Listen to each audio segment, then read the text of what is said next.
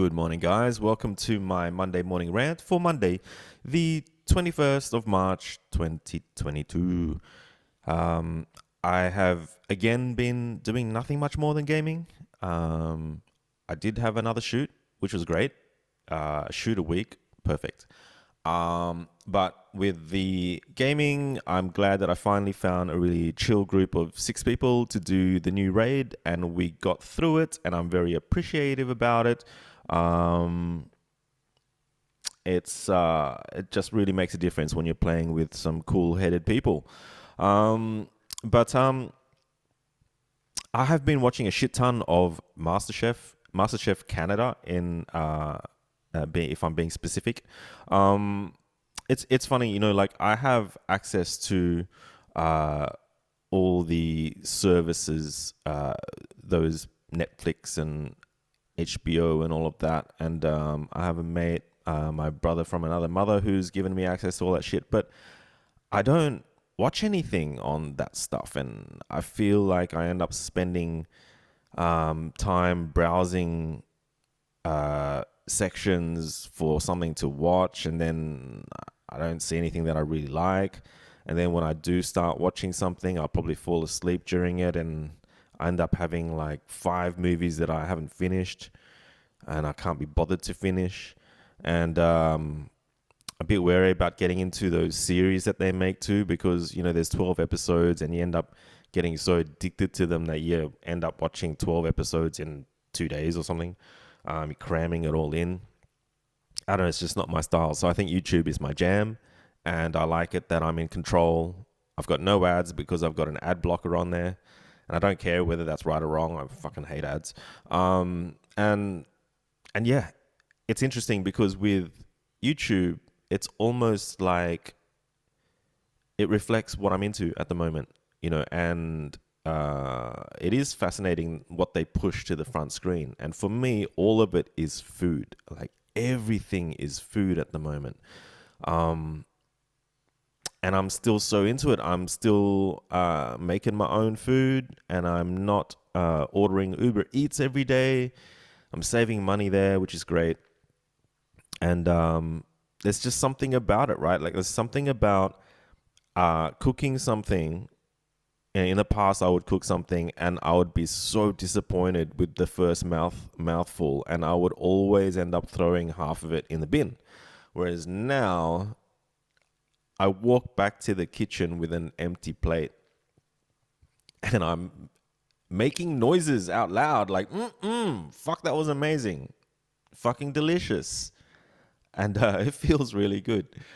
And the funny thing is like I watch MasterChef while I'm eating, and there's a bit of psychology there, because I remember in primary school, I had this teacher that would read us little stories like the Dreamtime and the Rainbow Serpent, and really fucking amazing children's storybooks that I believe really had an influence on me. And they're some of my earliest memories, so it's like I really thought this guy was an amazing teacher.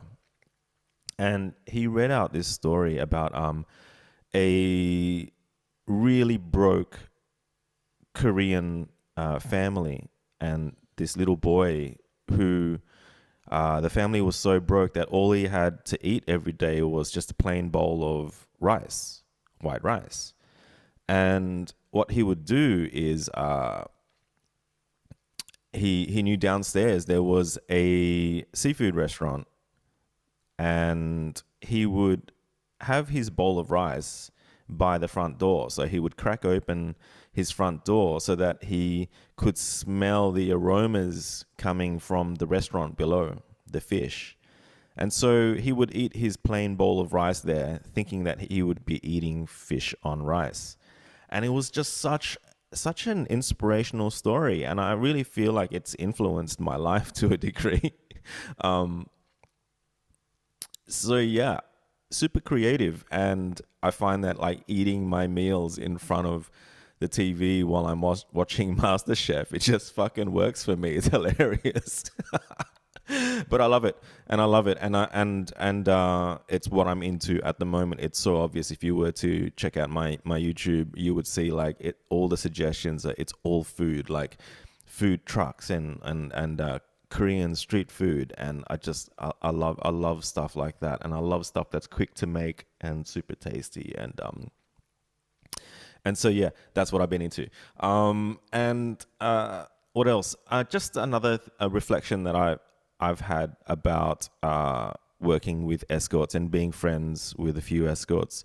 Um, just getting back into shooting and shooting with escorts and sex workers and stuff, and it it's it's been interesting to reflect on how a few of them now have had the same story of basically not working during lockdown for an extended period of time, maybe half a year of not escorting, and then realizing that it might not really be something that they want to do anymore, or it was really hard for them to get back into escorting after some time away from it. Um, and it's in really interesting conversations to have with these girls, and at the same time, I don't think it's necessarily specific to escorting, right? Like, I think a whole lot of people who were in lockdown had all of this time to think about stuff, to be introspective, and it's pretty obvious that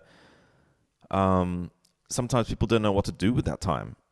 But a whole lot of time could be potentially dangerous in that you might realize you really don't like where you're at the moment. And maybe, like I said, it might not be specific to escorting. Maybe a whole lot of people out there really started to realize that they hate what they do for work or what they do for money. Um, and on upon reflecting on where they're at in life, like when you get given all of that time, you might just sort of start to reassess everything. So that's been an interesting conversation. But I'll tell you a funny story. I won't mention any names, but one escort was overseas recently, and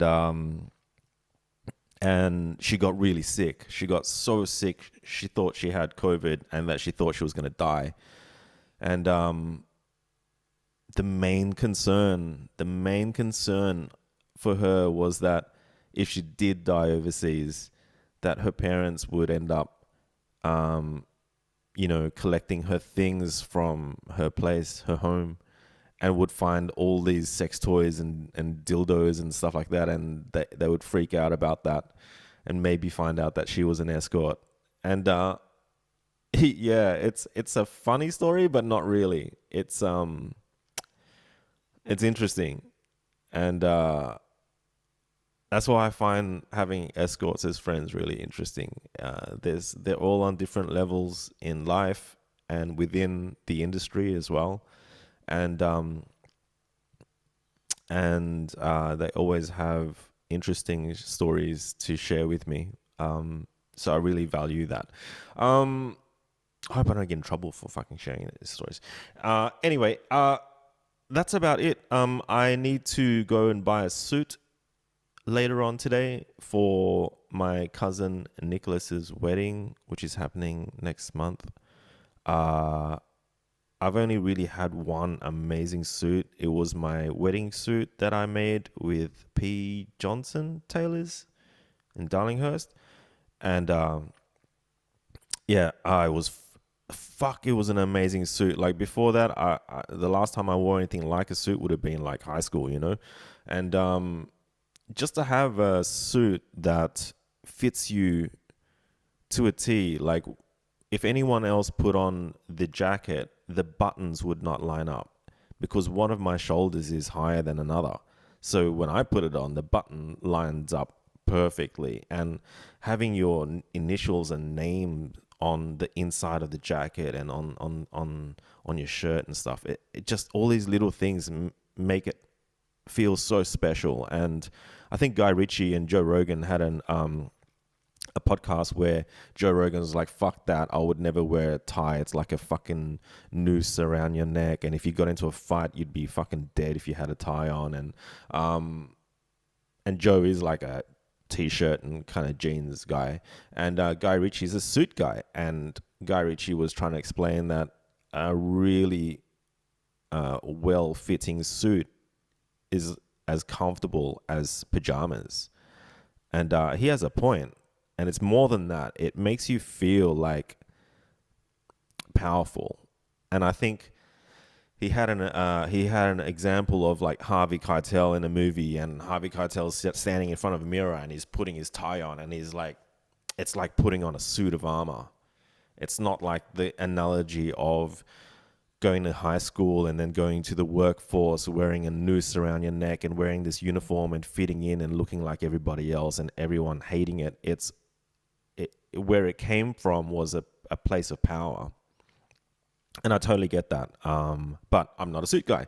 So this suit that I had tailored for me, it no longer fits because I'm a lot bigger now. I've put on a whole lot more weight. So I don't have a suit. And I'm kind of dreading having to get a suit because I hate fitting in. And I hate being forced to do shit. And I don't like wearing suits. I don't like suits. So, yeah, I have to get a new suit. And it's like, yeah, I suppose you don't want, Uncle Justin to rock up to your wedding in t-shirt and fucking jeans and sneakers. But, yeah, it surprises me that this shit kind of still exists. And I get it. I completely understand it. But it's all conformity and it's fucking weird. So yeah, I'm not really looking forward to it. I'll just buy something cheap and simple. And I don't really care if it fits me or not, so long as the fucking sleeves aren't too long, right? And the pants aren't too long. I mean, it's gonna be a that'll do situation. So yeah, I'm gonna leave it at that. I hope everyone has a good week, and I shall catch you guys in the next one. See yas.